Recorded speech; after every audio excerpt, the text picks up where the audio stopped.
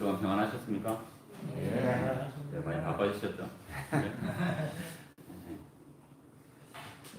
바빠야 할 때 바쁠 수 있는 것은 축복입니다. 그죠? 네. 아프거나 또 특별한 일이 생기면 마땅히 바빠야 할 때 바쁘지도 못하고 바쁘고 싶어도 바쁘지 못할 수가 있습니다. 하나님께 주시는 그 바쁨을 축복으로 누리시는 시간 될 때는 정말 좋겠습니다. 아멘. 우리 먼저 하나님의 말씀 요한복음 8장에 있는 말씀 보시겠습니다. 요한복음 8장 58절입니다. 요한복음 8장 58절입니다.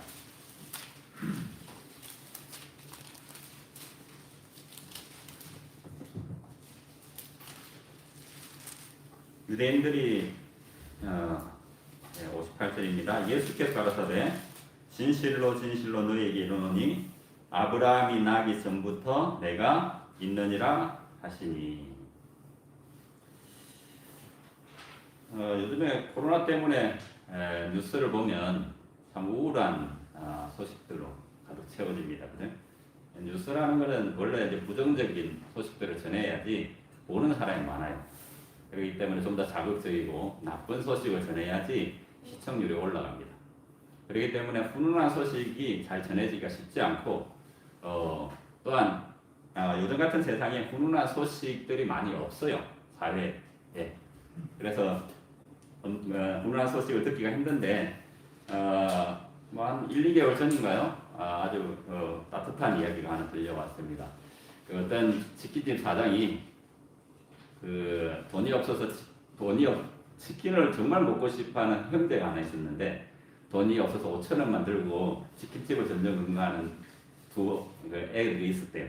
큰 애가 내 동생, 작은 애를 데리고 동생이 너무 먹고 싶어하니까 손에는 5,000원밖에 없었고 다니는데 5,000원 가지고 치킨을 살 수 있는 데가 없잖아요, 그죠? 그래서 다 이제 뭐 여러 집에서 문제박대를 당하고 이렇게 이제 하는 가정 중에 어떤 그 치킨집을 갔는데 거기에서 주인이 그 애들 들어오라고 하면서 자리에 앉혔어요. 그리고 그 아이들한테 치킨을 한 마리 넉넉하게 하고 또 음료수까지 해가지고 잘 차려줬습니다. 그리고 애들한테 빨리 식기 전에 먹으라고 하고 그러니까 이제 애들이 이제 너무 좋으니까 먹었잖아요. 먹었는데 이제 먹다가 애들이 생각한 거예요. 우리 손에는 5,000원밖에 없는데 어떡하지? 이제 다 먹고 나니까 그 걱정을 하면서 이제 큰 애 같은 거, 작은 애는 뭐 그런 걱정 안 하고 큰 애가 걱정을 하고 있으니까 이제 그 사장님이 지금 웃으면서 쳐다보고 있었다고 해요. 그러다가 이제 다 먹고 나니까 어떻게 합니까? 계산을 해야 되잖아요. 그죠? 이제 그렇게 걱정이 돼가지고 큰 애가 이제 쭈뼛쭈뼛 하고 있으니까 아저씨가 빨리 나가라고 치킨 값 내지 않아도 된다고 뭐 그렇게 해가지고 이제 그 친구가 나왔다는 이야기가 있습니다.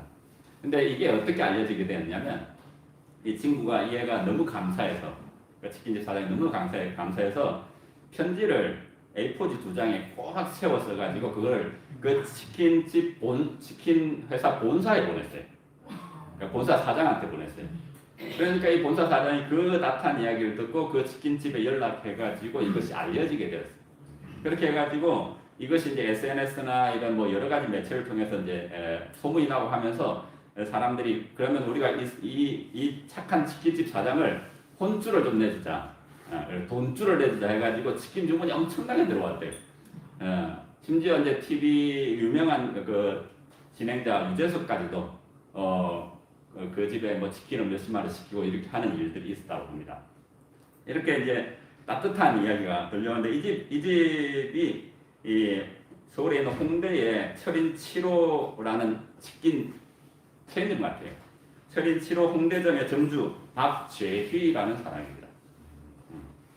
그러니까 세상에 이렇게 따뜻하고 정말 불쌍한 사람을 돌아볼 줄 아는 이렇게 요즘은 다 힘들잖아요, 자영업자들 그죠? 그런데도 그렇게 따뜻하게 우리 그 두 아이를 이렇게 보듬어 준 사연을 듣고 사람들이 너무 감동을 해가지고 그냥 그 집에 방문해가지고 뭐 치킨도 시키지도 않고 선물을 놔두고 간다든지 아니면 봉투를 주면서 좀 좋은 일을 쓰라고 한다든지 하면서 치킨 사업이 엄청나게 잘 됐을 뿐만이 아니라 엄청난 후원금까지 들어오고 있다는 그런 소식이 있습니다. 이분 이름은 이제 박재휘라는 사람입니다. 그리고 만약에 만약에 우리가 이거 만약입니다. 예, 세상에 만약이라는 건 절대 존재하지 않는 것이잖아요, 그죠? 근데 만약에 우리가 우리 조상을 선택할 수 있다면 이 박재휘라는 사람이 있고요, 그리고 조두순이라는 사람이 있습니다. 여러분은 어떤 사람을 여러분의 조상으로 선택하시겠습니까? 조두순 아시죠? 그죠? 네, 그 유명한 사람이 있습니다. 뭐 설명 안 해도 그죠? 네. 여러분 어떤 사람을 선택하시겠어요? 여러분 만약에 두 사람 중에 한 사람을 선택하라고 하면 여기 앉아 계신 아무도 조두순이라는 사람을 내 조상으로 모시고 싶다라고 생각하는 사람은 아무도 없을 것입니다. 조두순이라는 사람이 몇 대 손으로 태어나고 싶어라고 생각하는 사람은 아무도 없을 거예요. 근데 우리에게는 그런 선택권이 없습니다. 그런데 우리가 오늘 공부해야 될 마태복음 1장이잖아요. 그죠? 마태복음 1장에는 예수님의 족보가 나옵니다. 근데 이 예수는 우리가 처음 읽었던 요한복음 8장 58절에 보면 아브라함이 나기 전부터 내가 뭐라고 했습니까?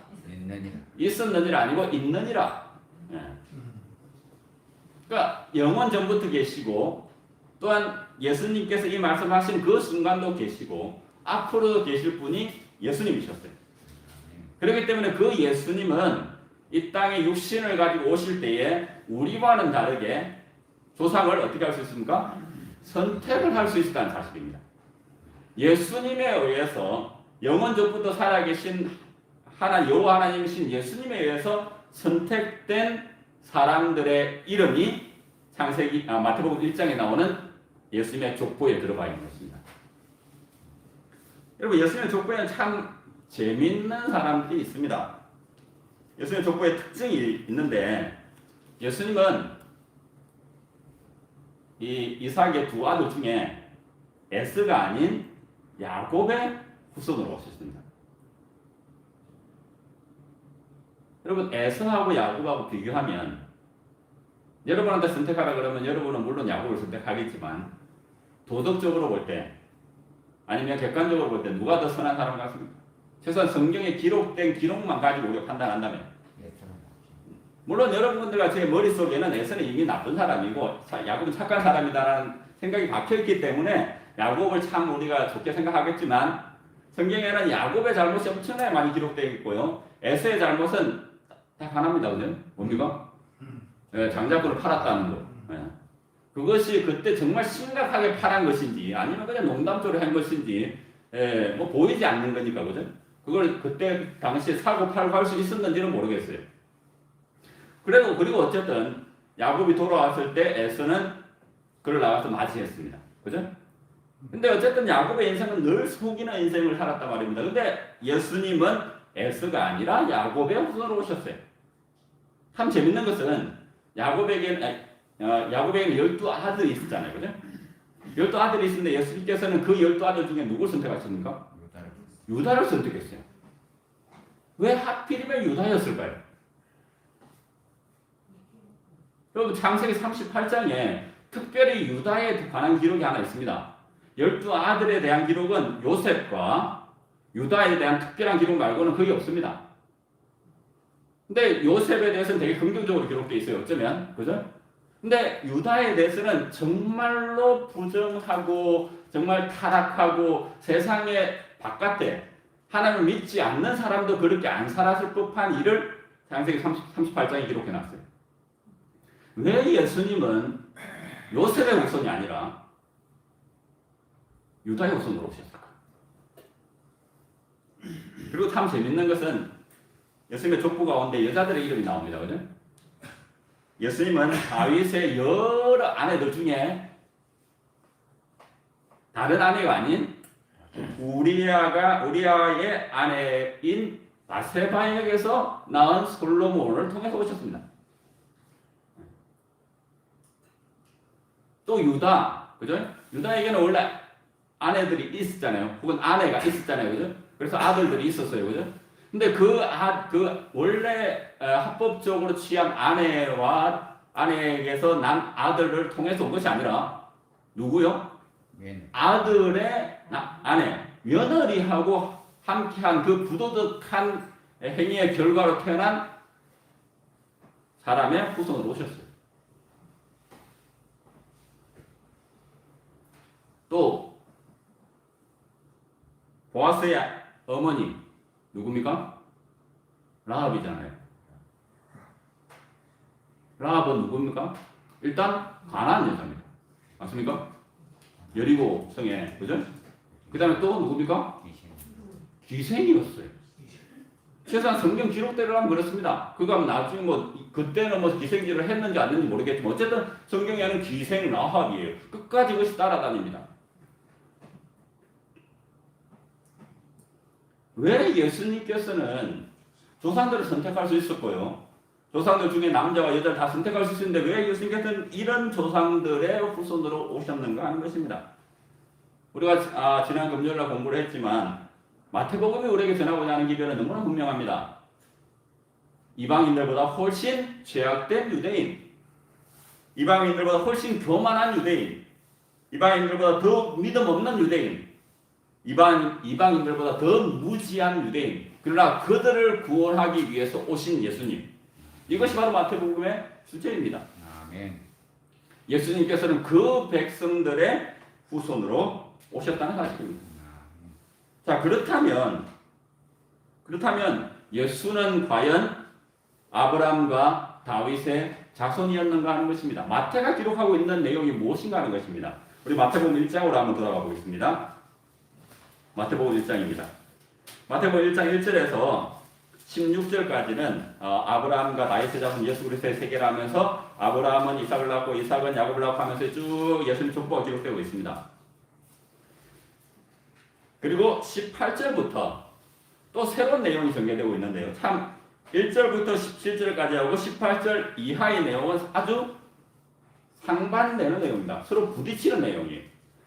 마태복음 1장 1절에는 아브라함과 다윗의 자손 예수 그리스도다 하면서 16절에는 마리아에게서 요셉을 그러니까 야곱은 마리아의 남편 요셉을 낳았으니 마리아에게서 그리스도라 칭하는 예수가 나시니라라고 했습니다. 아브라함과 다윗의 자손, 요셉의 자손 이렇게 기록을 했는데 18절에는요. 예수 그리스도의 나심은 이러하니라 그의 모친 마리아가 요셉과 정혼하고 동거하기 전에 성령으로 잉태된 것이 나타났더니. 여러분 사복음서 중에 예수님의 탄생에 대한 기록을 한 것은 딱 두 복음서입니다. 마태와 누가입니다. 둘 다 족보를 기록하고 있고요. 둘 다 예수님께서 어떻게 잉태되는지에 대해서 자세히 기록하고 있습니다. 내용이 아주 비슷해요. 아주 비슷해요. 물론 족보에 약간 차이가 있지만 누가복음의 족보는 하나님까지 거슬러 올라가잖아요. 그죠? 그런데 마태복음의 족보는 아브라함부터 시작합니다.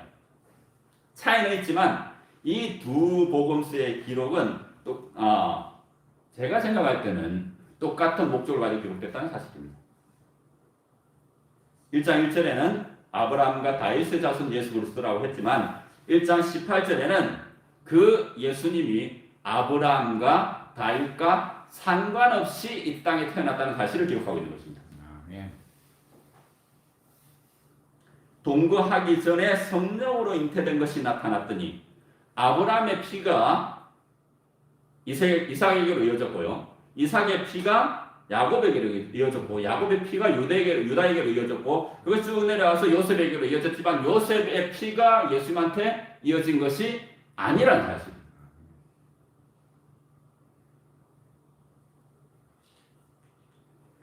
마태와 누가가 예수님의 탄생에 대한 기록을 남기고 있는 이유는 그렇게 두 복음서가 탄생에 대한 기록을 남기고 있지만 아직까지 사람들은 예수님의 탄생한 날짜를 모릅니다.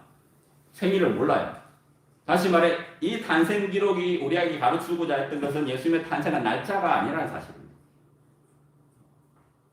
그것은 바로 예수님께서 누구의 자손인지 분명히 가르쳐 주기 위해서 이 족보와 또한 예수님의 탄생 기록이 있다는 사실이에요.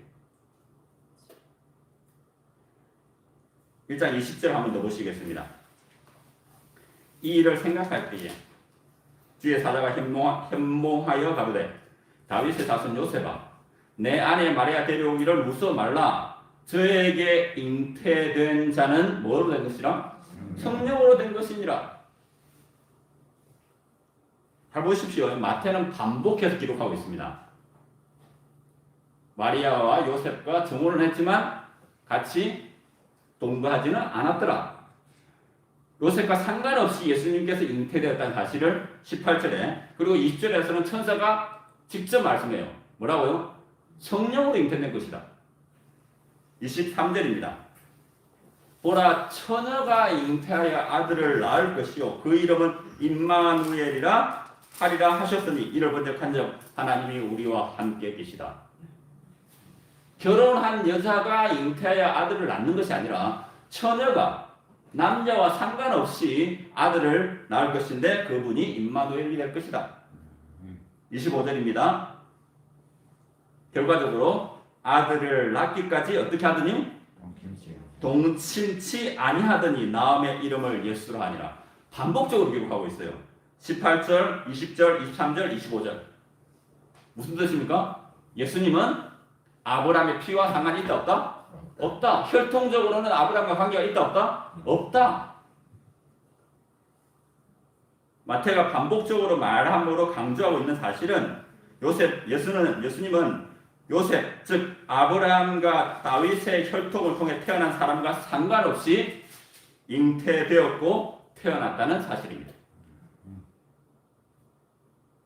예수의 탄생 사건을 좀 더 구체적으로 기록한 누가는 예수님의 탄생 기록의 핵심 메시지를 다음과 같이 말하고 있습니다. 누가복음 1장 35절입니다.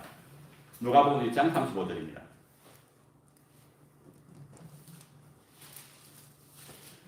천사가 대답하여 가로되 성령이 내게 임하시고 지극히 높으신 이의 능력이 너를 덮으시리니 이러므로 나실 바 거룩한 자는 누구의 아들이라?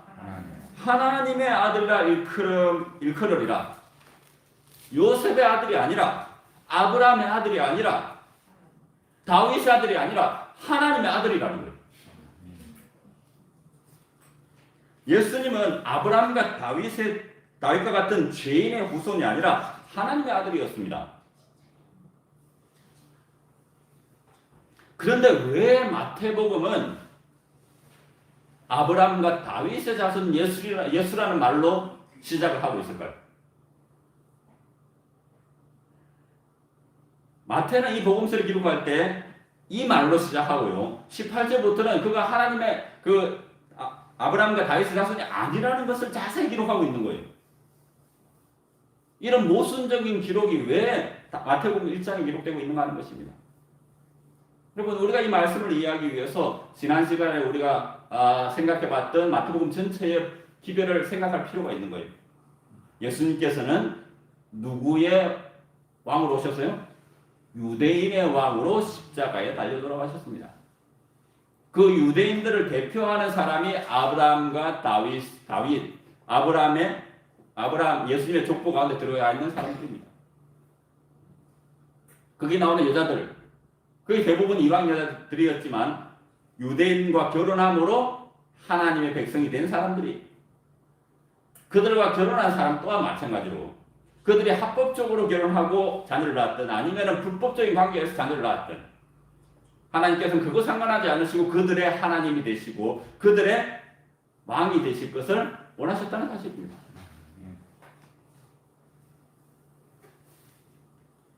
성경은 분명히 그는 하나님의 아들이라고 말하고 있습니다. 요셉과 상관없이 태어났고요. 유전적으로 아브라함과 다윗과 아무런 상관없는 사람이었습니다. 이는 여기 앉아있는 여러분들과 제가 유전적으로 하나님과 상관없는 사람들인 것과 똑같습니다. 요한복음 8장 44절에는 여러분들과 제가 누구의 자녀라고 이야기합니까? 너희는 너희 아비 뭐에게 났으니? 마귀에게서 났으니. 침례와 요한은 자기 자신을 포함한 유대인들을 뭐라고요? 독사의 자식이라고 합니다. 계시록 12장 10절에 나오는 벳, 곧 마귀라고도 하고 사탄이라고도 하는 그 독사의 자식들이 바로 여러분들과 제 혈통적으로는 여러분들과 제가 독사의 자식이라니까요. 한 사람이 범죄함으로 말미암아 모든 사람이 범죄하였다. 사망에 이르게 되었다. 독사의 자식이 되어버린 거예요. 우리는 하나님과 유전적으로 상관없는 사람이 되어버렸습니다. 우리는 실로 아내를 누이라고 속이는 아브라함의 후손이기 때문에 속이는 일에 능한 거예요. 다른 사람도 속이고 자기 자신도 속이고 자기 자신에게도 속고 다른 사람에게도 속습니다. 우리는 살인한 다윗과 성정이 같은 사람이기 때문에 형제를 미워하는데 너무나 익숙해요. 우리는 기생을 찾아가서 아들의 아내를 범한 유다처럼 세상과 세상에 있는 것들을 좋아하고 사랑하는 사람들입니다. 또한 그것을 즐기고 싶어하는 사람들이에요. 하나님을 닮은 모습이라고는 찾아볼 수 없고 오직 죄인들의 특징으로 가득 채워진 자아가 바로 여러분들과 저의 모습입니다. 그 사람들의 모습들이 예수님의 족보에 기록되어 있는 것입니다. 그러나 이러한 우리에게 희망이 있는 것은 예수 그리스도께서 아브라함과 다윗의 자손이 되기 원하셨다는 사실입니다. 아멘. 그는 혈통적으로 아브라함과 다윗과 아무런 관계가 없는 사람이었지만 그는 최소한 이 땅에 계시는 동안 아브라함과 다윗의 자손이 되기 위해서 이 땅에 오셨다는 사실입니다. 아멘. 그 분명한 증거가 바로 예수님께서 스스로 자기를 일컬을 때 사용한 호칭입니다. 여러분, 예수님의 침례를 받고 올라오실 때 하늘에서 소리가 들렸습니다. 뭐라고요? 이는 내 사랑하는 아들이요. 누구의 아들이라고요? 하나님의 아들이라고요. 예수님의 십자가를 쳐다보고 있던 백부장도 이는 진실로 하나님의 아들이었다라고 고백하고 있습니다. 사도 베드로도 예수님 앞에서 주는 그리스도시요 살아계신 하나님의 아들입니다. 유대인들은 예수님을 누구라 했습니까? 엘리야다, 혹은 예레미야다, 침례요한이다, 혹은 그 선지자다. 이런 여러 가지 호칭으로 예수님을 불렀지만 예수님 스스로 예수님 자신을 호칭할 때는 딱 한 가지 호칭을 썼습니다. 뭐라고요? 예수님이 자기 자신을 호칭할 때 인자라는 말을 썼습니다. 신자가 아니라 인자라는 말을 썼어요. 사람의 아들, 하나님의 아들이 아니라 사람의 아들. 여러분, 사실은 요즘 사람들 좋아하는 팩트는 뭡니까? 그는 사람의 아들이 아니라 하나님의 아들이었어요.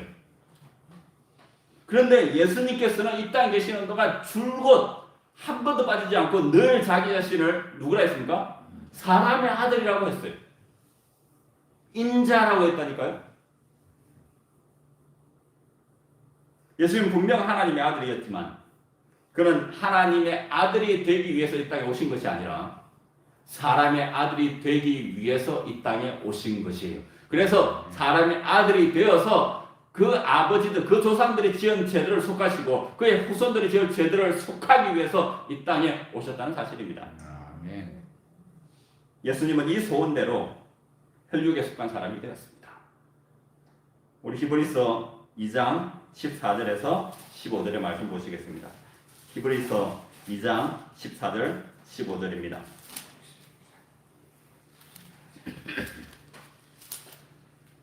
자녀들은 혈과 육에 속하였음에 그도 또한 같은 모양으로 혈과 육을 함께 지니심은 뭐 하기 위해서요?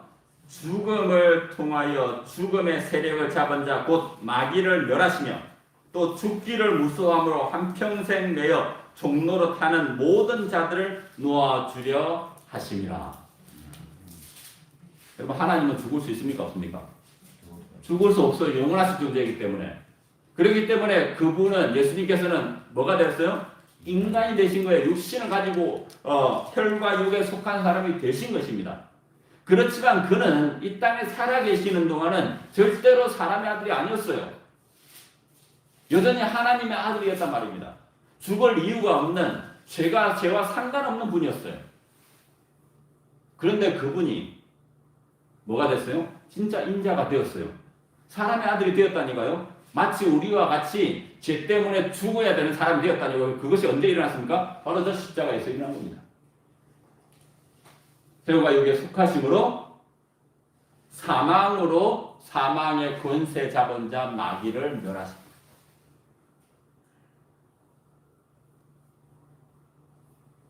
이 소원대로 예수님은 혈과 육에 속한 사람이 되셔서 십자가에서 죽으셨습니다. 죽을 수 없는 여호와 하나님이 사람의 아들이 되셔서 죽으셨어요.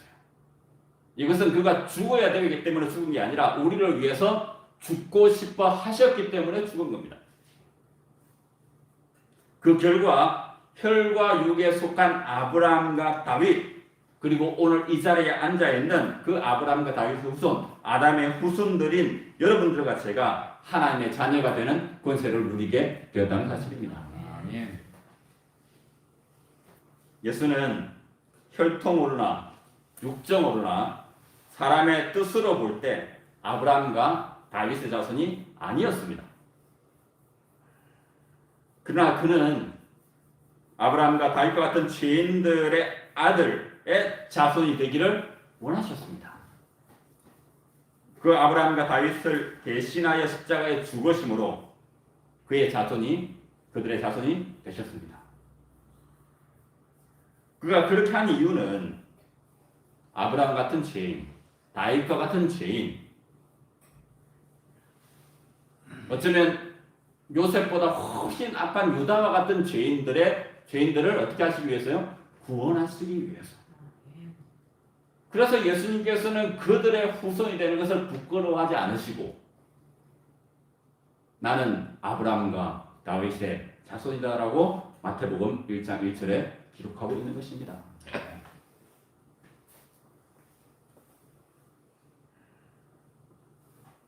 마지막으로 히브리서 9장 28절의 말씀을 보시고 마치도록 하겠습니다. 히브리서 9장 28절입니다.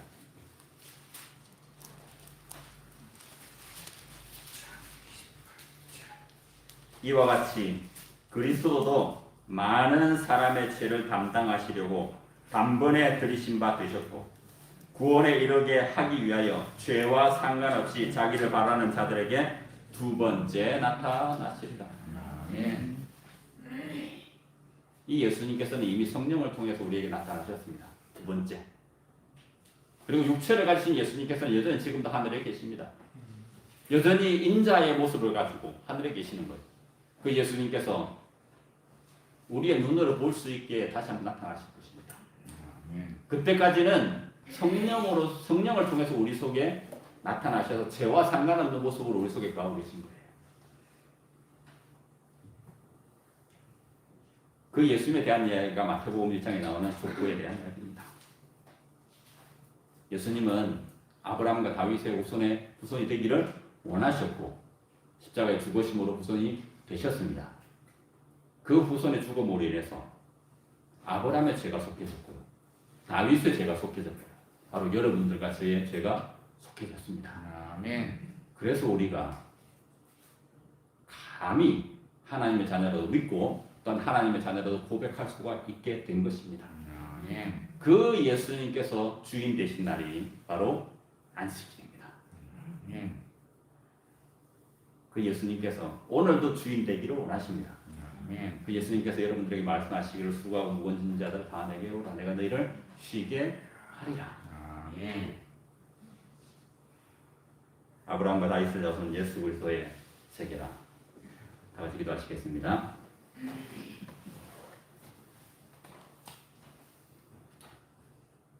하늘에 계신 사랑이 많으신 아버지 하나님, 저희 같이 연약하고 부족한 사람들